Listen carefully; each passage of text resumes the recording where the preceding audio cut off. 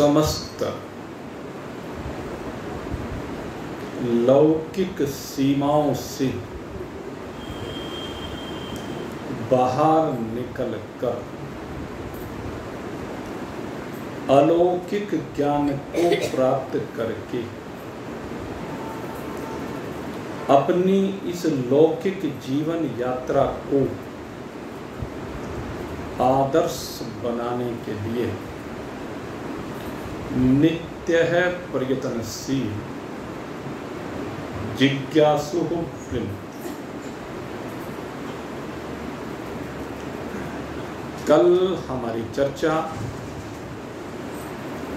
इस बात को लेकर चल रही थी कि आत्मा क्या है और अनात्मा क्या है। देखिए, आत्मा और अनात्मा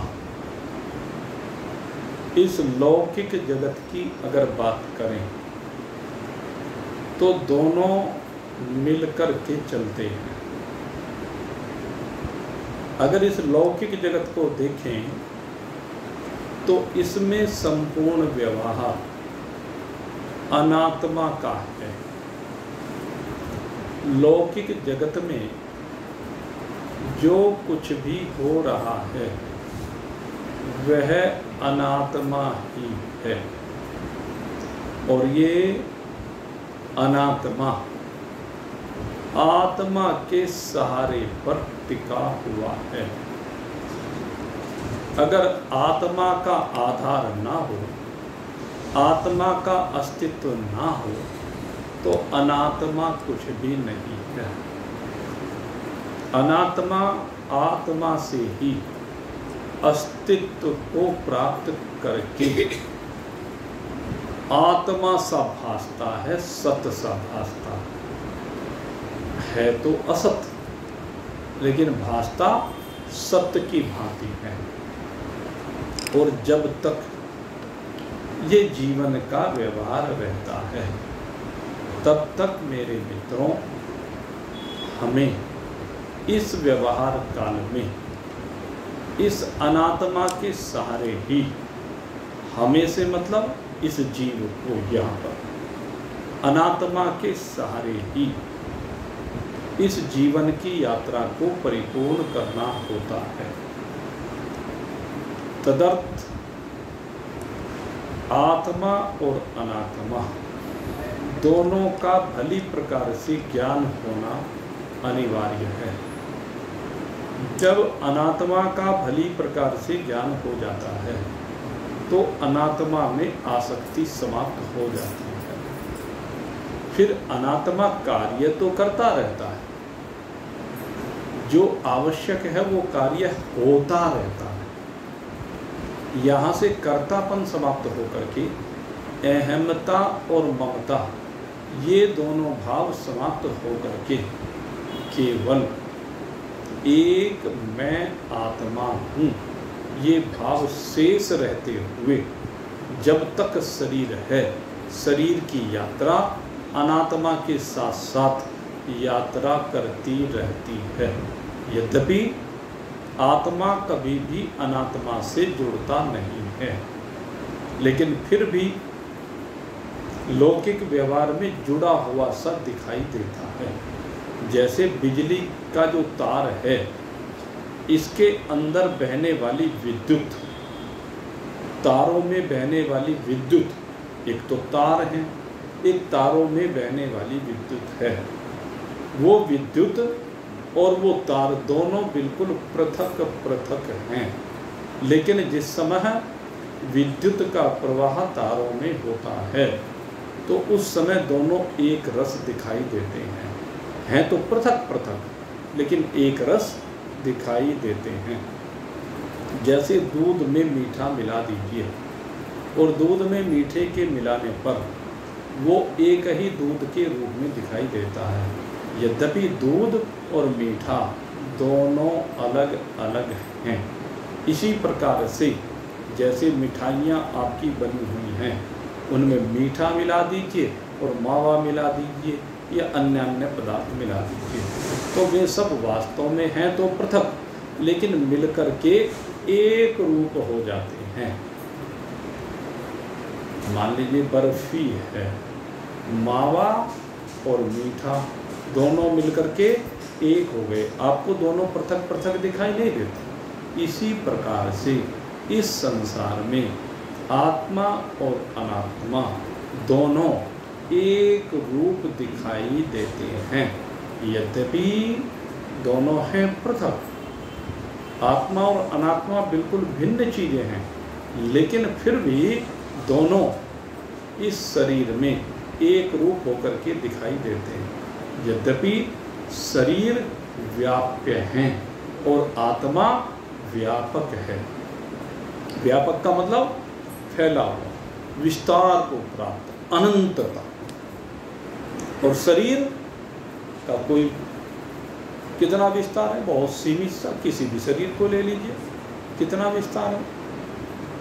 किसी भी शरीर की चौड़ाई अगर यदि देखने लगो, कितने मोटे से मोटा आदमी हो तो भाई ज़्यादा से ज़्यादा आधा मीटर की चौड़ाई होगी, किसी की आधा नहीं होगी, पौना की हो जाएगी भाई। हाँ, ऊंचाई को देखने लगो, किसी की 2 मीटर होगी और किसी की बहुत ही ज़्यादा होगी तो 2.5 मीटर हो जाएगी। इससे लंबा आदमी तो शायद संसार में ना मिले। 3 मीटर लगा लो चलो। मैं तो बात कह रहा हूँ आपको, ज़्यादा से ज़्यादा इतनी हो सकती है। यह हमने जैसे पहले सुना भाई, कुंभकर्ण के शरीर, घटोत्कच के शरीर, वे बहुत लंबे चौड़े शरीर थे। कितने चौड़े लंबे होंगे? चलो 100 मीटर लगा लो भाई। हाँ, बस यही तो लगा सकते हो। और कितने लंबे चौड़े शरीर। संसार के किसी भी पदार्थ को ले लीजिए, हाँ, संसार में जितने भी पदार्थ हैं, सबसे ज़्यादा लंबे पदार्थों में जब गिनती आती है तो जो हमारे पानी के जहाज होते हैं, शिप हैं, वो सबसे लंबे माने जाते हैं। उनसे लंबा कोई पदार्थ शायद संसार में देखने में ना आता। कितने होंगे? 250-300 मीटर का, 500 मीटर का, कोई 1 किलोमीटर लंबा आज तक तो बना नहीं, कोई बना ले चलो। बस, तो क्या कहने का भाव है? कितना ही बड़ा पदार्थ हो, ऊंचे से ऊंचा पेड़ हो, बड़े से बड़ा शरीर हो, बड़े से बड़ा पदार्थ संसार का मनुष्य निर्मित, वो भी एक सीमा में बंधा हुआ है। इसलिए उसको कहते हैं व्याप्य। किसमें? कहते है सब एक में ही, और वो है आपका आत्मा। आत्मा में ही सब व्याप्य हैं, अर्थात आत्मा में ही सब रह रहे हैं। इसको इस रूप में आप समझ लीजिए। अगर आत्मा से समझ में ना आता हो तो समझ लीजिए आकाश से। जैसे आकाश में हमारी धरती भी है, हमारे धरती के सारे पदार्थ आकाश में ही हैं। आपके पेड़ पौधे, पशु पक्षी, कीट पतंग, मनुष्य, ऊपर दृष्टि घुमा करके देखें, सूरज चांद सितारे, जो भी कुछ आप देखो सब आकाश में ही विराजमान हैं। तो ये आकाश में व्याप्य हैं और आकाश व्यापक है। आकाश में वायु कैसी है? व्याप्य है और आकाश व्यापक है। अग्नि को देखें तो अग्नि व्याप्य है और आकाश व्यापक है। जल व्याप्य है और आकाश व्यापक है। जल में, वायु में, अग्नि में। पृथ्वी व्याप्य है, आकाश व्यापक है। तो ये चीजें जो जिसमें आश्रय को प्राप्त हैं, और आश्रय भी कैसा कि उसके रोम रोम में व्यापक समाया हुआ। मुख्य बात क्या है?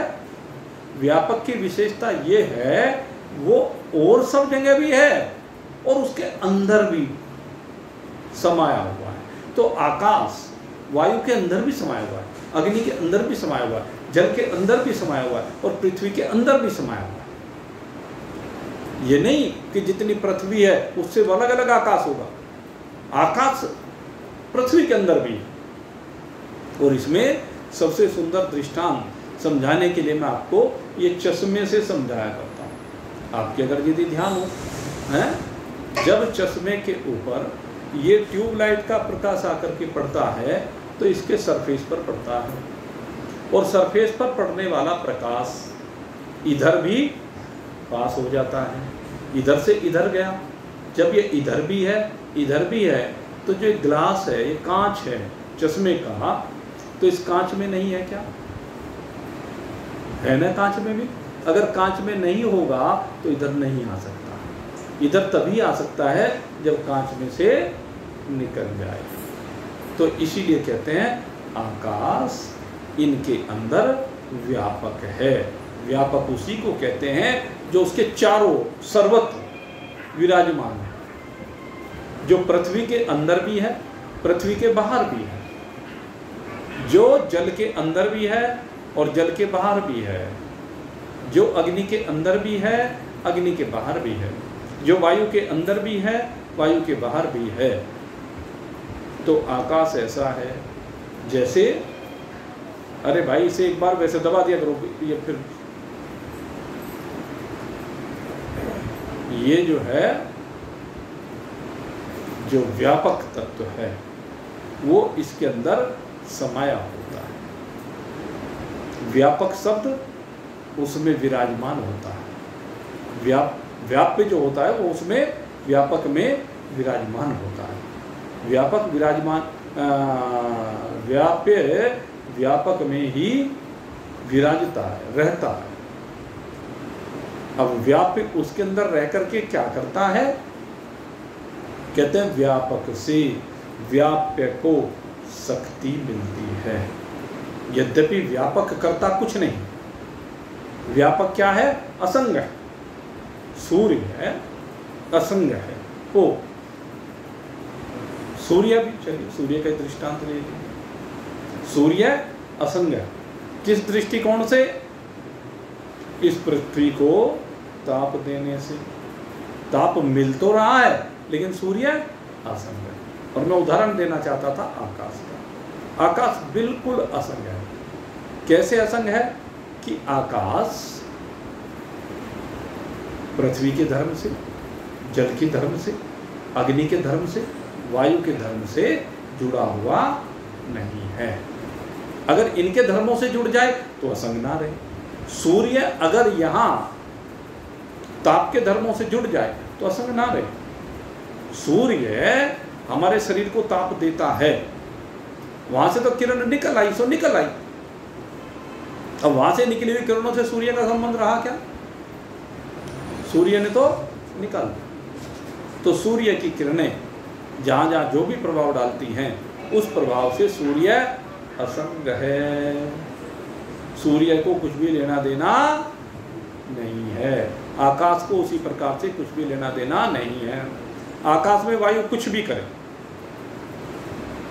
आकाश चूंकि चिपका हुआ नहीं है इसलिए आकाश के ऊपर वायु का प्रभाव नहीं पड़ता है, क्योंकि चिपका हुआ नहीं है। आकाश चिपका हुआ नहीं है। चिपका हुआ ना होने के कारण से वायु का कोई प्रभाव आकाश के ऊपर नहीं पड़ता है। वायु कितनी ही चले, कैसा ही आंधी तूफान आए, कम गति से चले या अधिक गति से चले, वायु किसी भी गति से चले, किसी भी प्रकार चले, आकाश हर समय उसके अंदर रहेगा तो जरूर। लेकिन आकाश वायु से चिपकता है, वायु के धर्मों से जुड़ता नहीं है। वायु का कुछ ही हो, बट ठीक यही भाव दृष्टा का होता है, यही भाव साक्षी का होता है, यही भाव आत्मा का होता है। आत्मा होते हुए भी अंदर किसी के धर्म से जुड़ता नहीं है। वो शरीर के धर्म से जुड़ता नहीं है। ज्ञानेंद्रिय, कर्मेंद्रिय, प्राण, अंतःकरण, स्थूल शरीर या तीनों गुण क्या कर रहे हैं? ये स्थूल शरीर, सूक्ष्म शरीर, कारण शरीर, इनकी जो क्रियाएं हो रही हैं, आत्मा इनकी क्रियाओं से बिल्कुल अछूता है। क्रिया इनमें है, आत्मा में कोई क्रिया नहीं है। आत्मा सदा ही अक्रिय है। इसीलिए वायु का कोई प्रभाव आकाश के ऊपर नहीं पड़ता, वायु का कोई प्रभाव आत्मा के ऊपर नहीं पड़ता, अग्नि का कोई प्रभाव आत्मा के ऊपर नहीं पड़ता, जल का कोई प्रभाव आत्मा के ऊपर नहीं पड़ता और पृथ्वी का कोई प्रभाव आत्मा के ऊपर नहीं पड़ता। यही बात इन दो मंत्रों में भगवान ने समझाई है। शरीर का और छाया शरीर की तुलना होती है। नैनम छिंदन्ति शस्त्राणि नैनम दहति पावक न चैनम क्लेद्यन्ते आपः न शोष्यति मारुतः। तो ये सारे धर्म भगवान श्री कृष्ण क्या समझा रहे हैं? नैनम छिंदन्ति शस्त्राणि, कल आपको इसकी व्याख्या की थी। नैनम छिंदन्ति शस्त्राणि, कोई भी शस्त्र आत्मा का छेदन करने में समर्थ नहीं है। क्यों समर्थ नहीं है? क्योंकि आत्मा उन शस्त्रों के अंदर भी असंग रूप से विराजमान है। जब आत्मा उन शस्त्रों के अंदर असंग रूप से विराजमान है तो फिर आत्मा के ऊपर उस शस्त्र का क्या प्रभाव पड़ेगा? क्योंकि वो शस्त्र आत्मा से ही शक्ति को पा रहा है। वो शस्त्र में जो चैतन्यता दिखाई दे रही है, जो क्रिया दिखाई दे रही है, वो आत्मा से ही दिखाई दे रही है। इसलिए किसी भी शस्त्र में इतनी सामर्थ्य नहीं है कि वो आत्मा को काट सके। और फिर आपको एक बात बताई थी कि ये जो शस्त्र है, जो भी शस्त्र हो कोई भी, वो किसे काट सकता है? शस्त्र चूंकि भूमि से बना है तो भूमि के पदार्थों को काट सकता है, इससे ऊपर वालों को किसी को काट नहीं सकता। कोई भी शस्त्र न तो जल को काट सकता है। जल की रेखा कुछ होती है क्या? जल पे एक रेखा बनाइए, टिकेगी क्या? अग्नि को काटिए, बुझेगी क्या?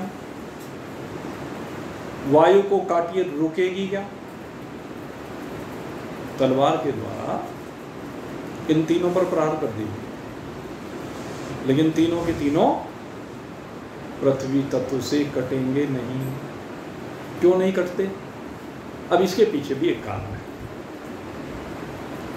जैसे हमने बताया कि आपको पृथ्वी व्याप्य है और ये आत्मा व्यापक है, आकाश व्यापक है और पृथ्वी व्याप्य है। ठीक इसी प्रकार से आगे के तीन भूतों में भी लगा दें। वायु व्यापक है और पृथ्वी व्याप्य है। अग्नि व्यापक है और पृथ्वी व्याप्य है। जल व्यापक है और ये पृथ्वी व्याप्य है। ये सब किसके दृष्टिकोण से बताए? ये पृथ्वी के दृष्टिकोण से बताए। इससे क्या सिद्ध हो रहा है कि पृथ्वी के अंदर जल भी है, अग्नि भी है, वायु भी है, आकाश भी है, महतत्व भी है, प्रकृति भी है और परमात्मा। इतनी सारी चीजें पृथ्वी के अंदर होती हैं और पृथ्वी इन सब में सबसे छोटा है। और फिर पृथ्वी पर आगे कितनी लंबी चौड़ी संरचनाएं हैं, छोटी छोटी और छोटी होती चली गई। अनेकानेक पेड़ पौधे बन गए, नदी नाले, पर्वत, अनेक प्रकार के जीव इस पर रह रहे हैं। तो इन सबके दृष्टिकोण से अगर यदि देखा जाए तो पृथ्वी इनमें व्यापक है और ये पृथ्वी में व्याप्य है, अर्थात पृथ्वी इनके अंदर समाई हुई है। कोई भी पदार्थ आप किसी को भी देख लीजिए, उसके अंदर पृथ्वी विद्यमान, पृथ्वी उसके अंदर विराजमान है और वे पदार्थ उसके आश्रय में है। तो जो पदार्थ पृथ्वी के द्वारा निर्मित हैं वे सब जल में भी, वे सब अग्नि में भी, वे सब वायु में भी, उन सब में व्याप्य हैं। केवल पृथ्वी पर व्याप्य नहीं कहे जाएंगे, क्योंकि पूरी पृथ्वी जल में व्याप्य है, अग्नि में व्याप्य है, वायु में व्याप्य है आकाश में व्याप्य है। तो इसी तरह से कर्म से हमें सब पदार्थों को समझ लेना चाहिए, व्याप्य और व्यापक रूप। और जब व्याप्य और व्यापक को आप समझ लेंगे तो उसके बाद आप समझ जाएंगे कि नैनं छिन्दन्ति शस्त्राणि, दुनिया में ऐसा कोई शस्त्र नहीं बना जो इस आत्मा का छेदन कर सके, इस जीव का छेदन कर सके। अस्त्र शस्त्र जीव का भी छेदन करने में समर्थ है। अस्त्र शस्त्रों में यह भी सामर्थ्य नहीं कि ज्ञानेंद्रिय कर्मेंद्रियों का छेदन कर सके। अस्त्र शस्त्र में यह भी सामर्थ्य नहीं कि वो प्राणों का छेदन कर सके। अस्त्र शस्त्र में सामर्थ्य नहीं कि वो अंतःकरण का छेदन कर सके। ये सामर्थ्य नहीं। क्यों? क्योंकि ये सब व्यापक, इसके मुकाबले से एक के मुकाबले दूसरा जो व्यापक है, तो व्यापक कुछ नहीं बिगाड़ सकता। ये सबसे मुख्य बात है। तो इसलिए ये अस्त्र शस्त्र, कोई तलवार, कोई तीर, कोई भाला, कोई बंदूक इत्यादि कुछ भी, कोई भी क्या है, इस आत्मा का छेदन करने में समर्थ नहीं है। वो छेदन किसका करती है? कहते शरीर का। ये सब चीजें जो छेदन करती हैं वो शरीर का छेदन करती हैं। और शरीर में कहीं ऐसी जगह पर प्रहार हो जाए कि भाई जिसके कारण से फिर ये सूक्ष्म शरीर इस स्थूल शरीर में रहने की स्थिति में ना रह जाए, तो सूक्ष्म शरीर उस समय इसमें से निकल जाता है। और जब इसमें से सूक्ष्म शरीर निकल जाता है तो कहा जाता है कि ये शरीर मर गया। इस स्थिति में कहा जाता है कि मर गया, यानी तलवार के काटने से, गोली के लगने से ये शरीर मर गया। ये लौकिक व्यवहार में कह दिया जाता है। लेकिन जो इसके अंदर सूक्ष्म शरीर था, जो इसके अंदर जीवात्मा है, वो निकल करके बाहर चले गए। उनका इससे कोई लेना देना नहीं है। वो अप्रभावित हैं। अजी वो मर गया फिर भी अप्रभावित। भाई हकीकत यही है, वे तो अप्रभावित हैं।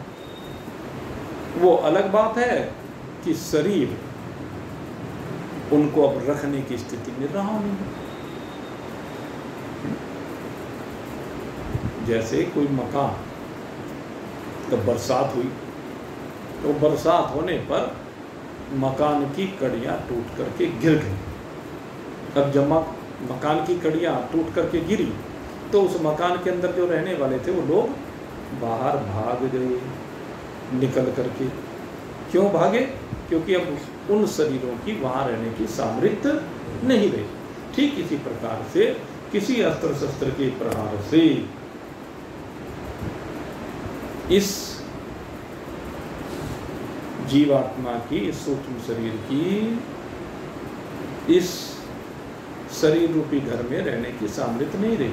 उनके लिए अब ये उपयोगी नहीं रहा, तो उन्होंने जाकर के दूसरे शरीर में आसरा डाल लिया, अपना आसरा दूसरे शरीर में बना लिया। तो दोनों चीजें आप भली प्रकार से समझ गए होंगे, एक व्याप्य और एक व्यापक। तो नैनं छिन्दन्ति शस्त्राणि नैनं दहति पावकः। अब दूसरी बात क्या करें? नैनं दहति पावकः, कहते कि अग्नि इस आत्मा को जला नहीं सकता है। अग्नि के द्वारा ये जलने वाला है नहीं। अग्नि किसे जला सकता है? कहते अग्नि इस शरीर को जला सकता है, अग्नि जल को जला सकता है, लेकिन वायु को नहीं जला सकता। अग्नि तीसरा तत्व, दो तत्व इससे ऊपर के हैं। अगर हम वायु की बात करें तो वायु को नहीं जला सकता है, आकाश की बात करें तो आकाश को नहीं जला सकता, लेकिन अपने से नीचे के जो दो तत्व हैं, जल और पृथ्वी, इन दोनों को अग्नि जला सकता है। तो जब इन दोनों को जला देता है तो आगे ऊपर के तत्व, यहाँ तो बात शरीर की हो रही है। तो अग्नि की इतनी सामर्थ्य नहीं कि वो वायु को जला सके, वो आकाश को जला सके, वो मह तत्व को जला सके, वो प्रकृति यानी जीव को जला सके। क्योंकि प्रकृति में ही प्रतिबिंबित चेतन की जो छाया है, चेतन का जो प्रतिबिंब है, चिदाभास, वो प्रकृति में ही होता है और वही विभिन्न भावों को प्राप्त होता है। वही ईश्वर बन जाता है, वही जीव बन जाता है, वही जगत बन जाता है। परमात्मा का जो प्रतिबिंब गुणों में पड़ता है, उसी से जीव, जगत और ईश्वर तीनों अस्तित्व में आते हैं। तो इस अग्नि की इतनी सामर्थ्य नहीं कि इनमें से किसी को भी कोई नुकसान पहुंचा सके। और उसका कारण यही है कि अग्नि इनमें व्यापक रूप से है और ये अग्नि के अंदर व्यापक रूप से विराजमान है। इसलिए कोई भी अग्नि इनको जला पाने में असमर्थ है। और इसके बाद कहा, भाई न चैनम क्लेद्यंत आपः। अब जल की बात करें। जल का काम क्या है? भिगोना। जल का काम क्या है? गीला करना। आजकल अभी पीछे कई दिन बरसात हुई और उसका प्रभाव आज स्पष्ट दिखाई दे रहा है। आज दिखाई दे रहा है जम करके।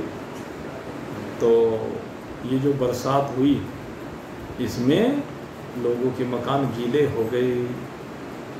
जो कोई बरसात में निकला उनके कपड़े गीले हो गए। तो जल का काम क्या है? गीले करने का है। लेकिन कहते हैं ये आत्मा को गीला नहीं कर पाता है। आत्मा गीला होता है क्या कभी? आत्मा जल से गीला नहीं होता है। और उसका कारण भी यही है, व्याप्य और व्यापक। ऐसे ही न शोष्यति मारुतः। इसके बाद कहा कि वायु। वायु का काम क्या है? शोषण करना। शोषण माने सुखाना।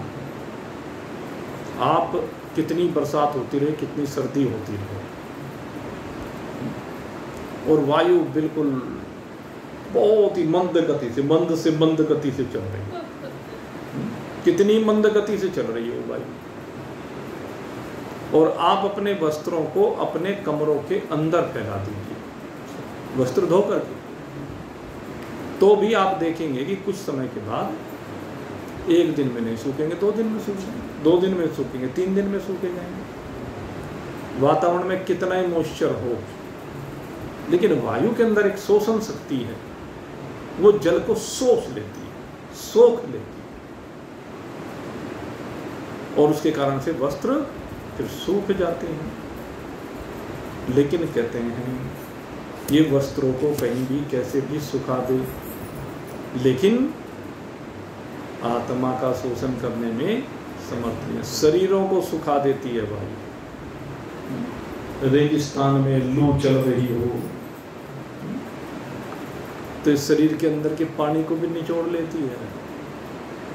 पानी जहाँ भी हो वहीं सुखा देती है। और शरीर का किसी का पानी सूख जाए तो शरीर कैसा हो जाएगा? सूखी लकड़ियों की तरह से ऐसा हो जाता है। तो वायु की करामात है, लेकिन आत्मा के ऊपर वायु का कोई प्रभाव नहीं पड़ता है। तो इस प्रकार से यहाँ पर भगवान ने 4 भूतों की बात की है। 4 भूत हुए ना। क्या कहा? नयनम छिंदंती शस्त्राणि। पहला भूत पृथ्वी, जिससे शस्त्रों का निर्माण होता है। नयनम दहति पावक है। दूसरा भूत अग्नि। न चैनम क्लेदंत आपः। तीसरा भूत यानी जल। और न शोष्यति मारुतः, वायु। तो 4 भूतों की बात तो की, अग्नि की बात की, जल की बात की, वायु की बात की और पृथ्वी की बात की। तो 5वें भूत की बात क्यों नहीं की? कहते हैं भाई सबके शरीर तो पंचभूतों से बने हैं। तो कहा भाई 5वें भूत की बात इसलिए नहीं की, पांचवा भूत है आकाश। कहले आकाश पंचभूतों में से एक भूत तो है, लेकिन आकाश तो सबका आसरा है। आकाश सबको रहने के लिए स्थान देता है। अवकाश का नाम ही आकाश है, लेकिन आकाश बिल्कुल अक्रिय होता है। आकाश में कोई भी क्रिया करने की सामर्थ्य नहीं होती। आकाश तो असंग खड़ा है, बिल्कुल निशंग। आकाश में क्रिया है ही नहीं। जब आकाश में कोई क्रिया नहीं है तो भाई फिर उसकी सामर्थ्य किसी चीज में कोई विकृति करने की भी नहीं है। वो कहीं पर कोई विकृति नहीं करता, वो किसी को प्रभावित नहीं करता। जैसे उसे कोई प्रभावित नहीं करता, ऐसे वो भी किसी को प्रभावित नहीं करता। वो तो कहता है आओ भाई सब रहो, मैंने तुम्हें रहने की जगह दे दी, कोई भी आए। जैसे वो था ना, एक सेठ जी ने अन्न क्षेत्र खोल रखा था,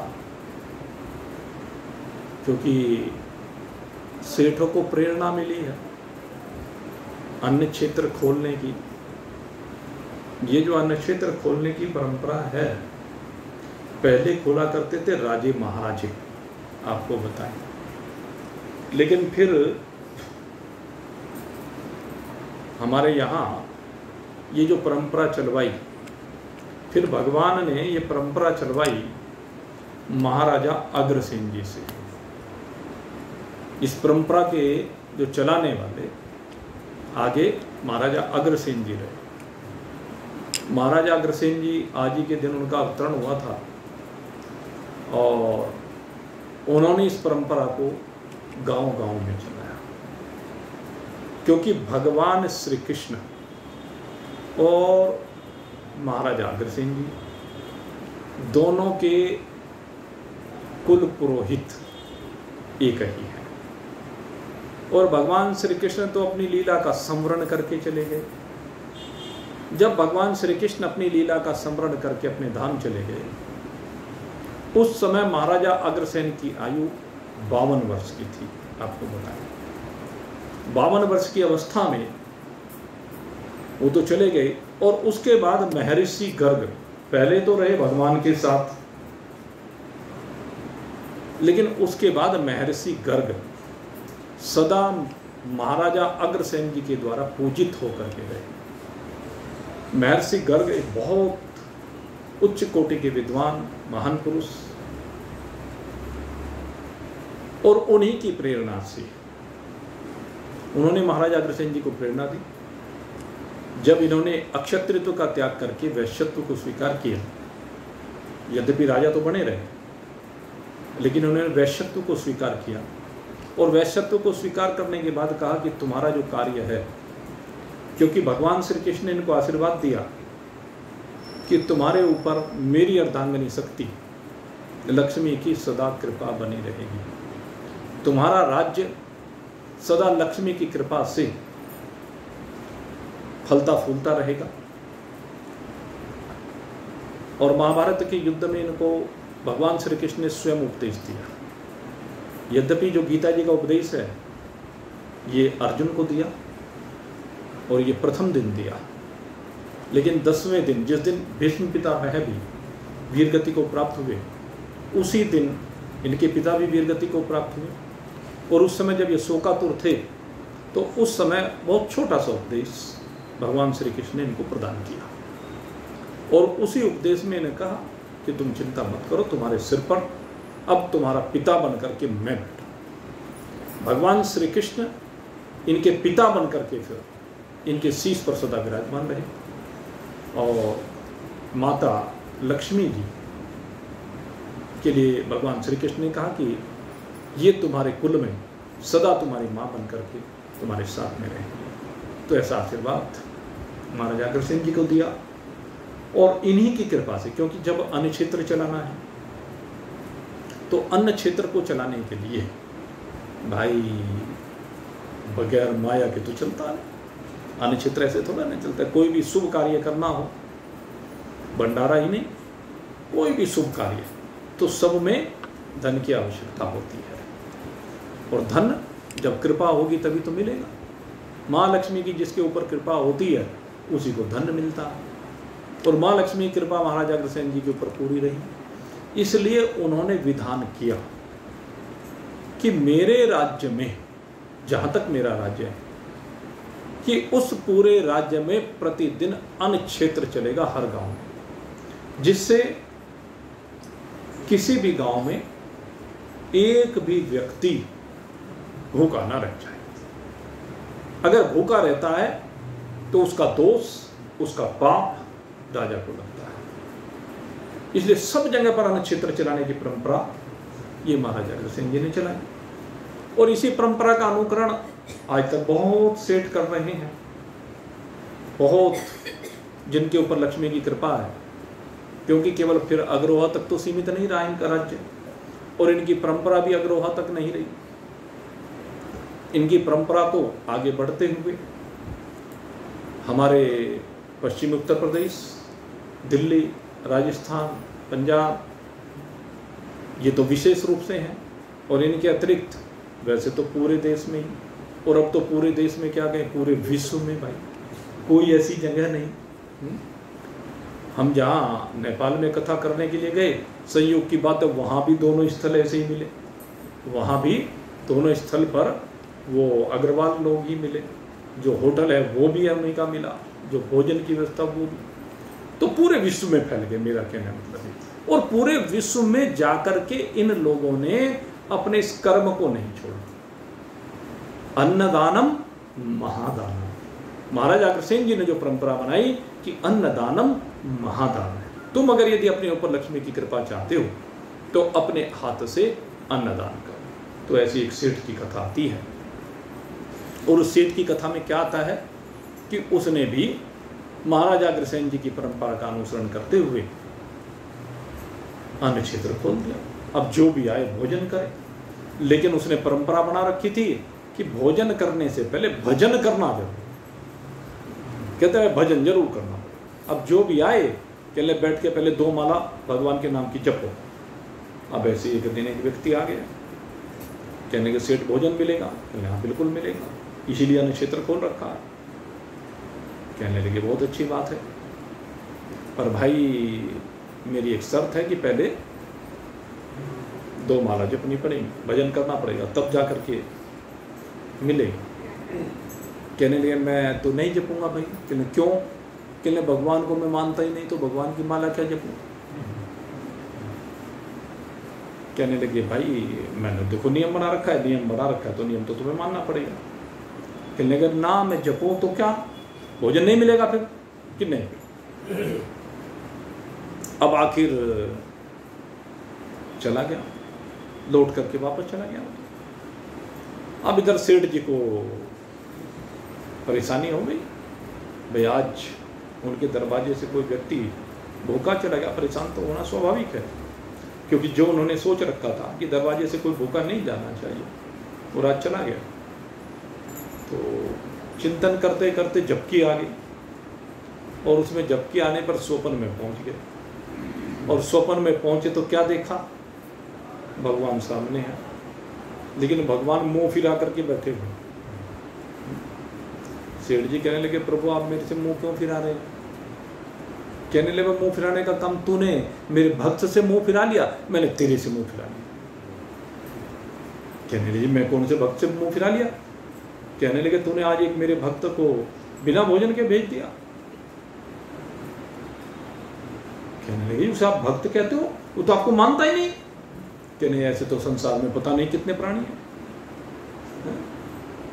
ऐसे तो न जाने कितने प्राणी हैं। अब जैसे ये कम्युनिस्ट लोग होते हैं, भगवान को मानते ही नहीं। जहाँ जहाँ भी इनके देश हैं वो सब जगह नास्तिक लिखा हुआ। आज आप अगर यदि विश्व में धर्मों के अनुसार, धर्म के अनुसार लोगों की गणना करते हैं तो एक नीचे एक डिपार्टमेंट उनका बन गया, क्या नहीं, नास्तिक। और वो नास्तिक ऐसा लग रहा है पूरी दुनिया में इस तरह से बढ़ते जा रहे हैं कि सारे धर्मों से ज़्यादा संख्या उन्हीं की हो जाएगी जो किसी धर्म को नहीं मानते। तो क्या लीजिए आपको मानता नहीं, कहने लगी भाई माने या ना माने इससे क्या फर्क पड़ता है, मैं तो मानता हूं ना कि वो मेरा बालक है, वो मेरा बालक है, ये मैं मानता हूं क्योंकि मैंने सारे जगत को बनाया। भगवान ने चराचर जगत को बनाया है, इसलिए चराचर जगत के स्वामी हैं, चराचर जगत के पालन पोषण करने का कार्य उनका है। और तुमने आदि को वापस भेज दिया, तुमने परंपरा का अनुसरण नहीं किया। तो कहते हैं भाई गलती हो गई। तो अन्य क्षेत्र जब खोला है तो अन्य क्षेत्र में देखने की आवश्यकता नहीं कौन है क्या है, जो भी है भूखा है सो पात्र है। और हमारे यहाँ भी बड़े सौभाग्य की बात है भाई, शामली नगरी तो धर्म नगरी कही ही जाती है। शामली में एक से बढ़कर के एक धर्मात्मा है और उन्हीं धर्मात्माओं में एक हमारे शहर में भी अन्य क्षेत्र खोला है, जहाँ पर प्रतिदिन कोई भी जाए उसमें जाति नहीं देखी जाती, उसमें धर्म नहीं देखा जाता, उसमें संप्रदाय नहीं देखा जाता, केवल यह कि भूखा है तो भोजन कर, चाहे वो गरीब हो चाहे वो अमीर हो। ये भी प्रतिदिन अन्य क्षेत्र चल रहा है, प्रभु की रसोई के नाम से हमारे यहाँ भी चल रहा है। और ऐसे अन्य क्षेत्र जरूर चलने चाहिए। क्यों चलने चाहिए? क्योंकि कई बार क्या होता है कि व्यक्ति की परिस्थिति खराब हो गई और वो किसी से मांग भी नहीं सकता, शर्म आती है, लोक लिहाज है, व्यवहार है, मांग भी नहीं सकता। और कब तक मांगे? तो ऐसे स्थान पर जाकर कम से कम वो अपने बच्चों का पेट तो भर सकता है और वहां कोई रोक टोक नहीं हो सकती। वहां तो जाए भोजन करे और चले आए। जैसे भंडारे में जो जाते हैं कोई भी जाए और खा के चले आए, तो रोज का भंडारा है। तो ऐसी जो परंपरा चल रही है वो परंपरा वास्तव में दिव्य परंपरा है। वास्तव में सार्वभौम सत्ता ने जो हमें अपने से जुड़ने का अवसर प्रदान किया, ये उस दिशा में बढ़ा हुआ एक कदम होता है। हमें भी प्रयास करना चाहिए। हमारे दरवाजे पर अगर कभी भी कोई भी भूखा आए उसे निराश लौटाइए मत। जिस भी प्रकार से जैसे भी हो सके उसकी सेवा अवश्य में करें, ये बहुत जरूरी है। तो खैर आप सब इस परंपरा का पालन कर ही रहे हैं। यथा सामर्थ्य, जैसा जैसा जिसकी सामर्थ्य है वो सब करते हैं, अपना भाव सब खिलाने का रखते हैं। हमारी तो आप सबके लिए बहुत बहुत शुभकामना है। और आज माँ भगवती के नवरात्रियों का शुभारंभ भी हुआ है। माँ भगवती आज सबके घरों में कल ही विराजमान हो गई थी, वैसे तो कल हमने बताया था, लेकिन आज से विधिवत रूप से नवरात्रियों का शुभारंभ हुआ है। ये नवरात्रियाँ बड़ी दिव्य होती हैं। इनमें माँ भगवती की उपासना करने से हर प्रकार की शक्ति सामर्थ्य हमें प्राप्त होती है। शरीर हो और शरीर में शक्ति ना हो तो शक्तिहीन शरीर क्या करेगा? पंखा हो, पंखे में बिजली का प्रवाह ना हो तो क्या करेगा पंखा? तो उसी प्रकार से अगर शरीर में सामर्थ्य ना हो, शक्ति ना हो तो व्यर्थ है। तो माँ भगवती शरीर को शक्ति देती है, आपके परिवार को शक्ति प्रदान करती है, सामर्थ्य प्रदान करती है, आपका पोषण करती है। ये माँ भगवती हर प्रकार की कृपा से सबको सिंचित करने वाली है। तो आज इस नवरात्रियों के पवित्र पावन पर्व पर हम माँ भगवती के चरणारविंदों में कोटि से प्रणाम करते हैं। उन्हीं की शक्ति से सभी देवी देवता अपने अपने धर्मों में लगे हुए हैं। दुनिया में जितने भी धर्मों का पालन हो रहा है वो उन्हीं की शक्ति से हो रहा है। या देवी सर्वभूतेषु शक्तिरूपेण संस्थितः नमस्तस्यै नमस्तस्यै नमस्तस्यै नमो नमः।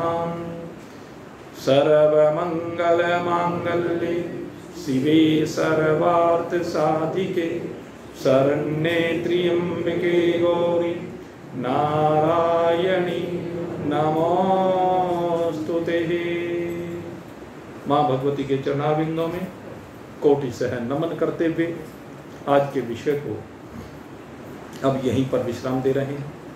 और कल के लिए हमने आपको बताया था, कल यहाँ पर एक माँ जो सेवा की, परोपकार की, समर्पण की और प्रेम की प्रतिमूर्ति है, माता अमृतानंदमयी। उनका कल अवतरण दिवस है। तो कल हम यहाँ पर उनका अवतरण दिवस मनाएंगे। उनके नाम से एक संस्था शामली में चल रही है, वो लोग यहाँ पर आएंगे और हमारा समय भी यही है, बस 15 मिनट पहले का समय रखा है। 7:45 के बजाय कल 7:30 बजे से वो कार्यक्रम रखा गया है और आप सभी लोग सादर निमंत्रित हैं। और आप सबके लिए बहुत बहुत शुभकामना करते हुए यहीं पर वाणी को विश्व बोली सच्चिदानंद भगवान की।